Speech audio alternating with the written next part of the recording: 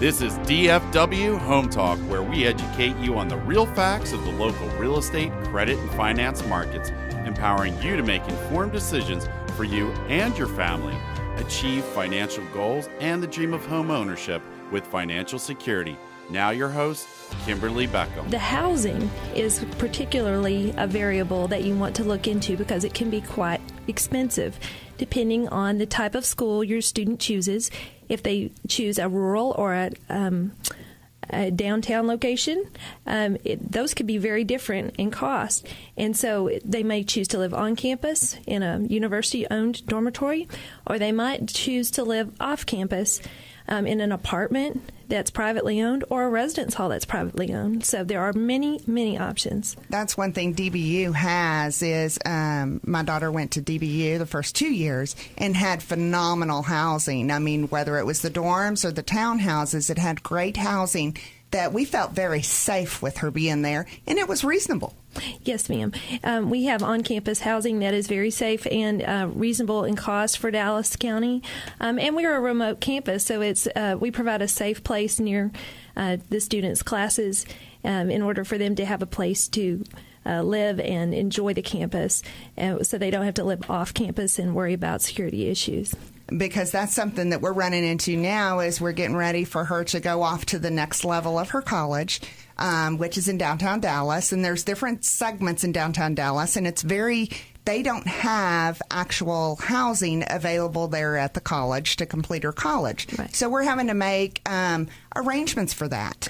And it is becoming quite an eye-opener because it's very expensive. Yes. And whether to get an apartment down there is running $1,200 to $1,500 a month. If you can find something, and then finding something that's in a safe place was extremely important to us.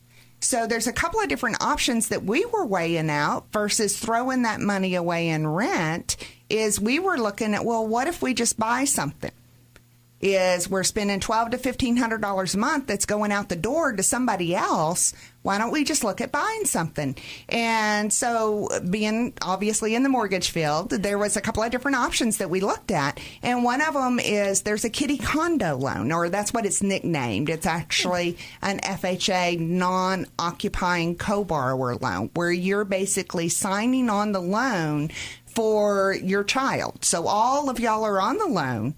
The child is developing credit history. You have to put minimal down, and you're able to buy something with a small amount down and while they finish out their college. And then you can do whatever you wish. You know, after they finish school, you can sell it, you can rent it, or whatever that might be. And I would imagine that the rental income could cover most or all of the cost of the mortgage. Is that right, Kimberly? Yes, it absolutely can. There's another option is looking at buying a second home, because I'm going to visit my daughter, whether she wants me to or not. Mm-hmm. I'm going to spend time on the weekends to check and make sure she's in a safe environment. Not every single weekend, but I want to be able to go out there and visit with her. Mm-hmm. And so one option that we actually took was buying a condo, because the amount we were paying less buying a condo, and then in 2 years when she gets out of school, we can turn around and sell it. So basically, if you do the numbers behind the numbers, you can actually come out ahead, if not break even. Well, that is great news for a lot of parents, especially in the fall during football season, where you can't find hotel reservations or very high rates in the hotels, like in some of our bigger football cities in Texas.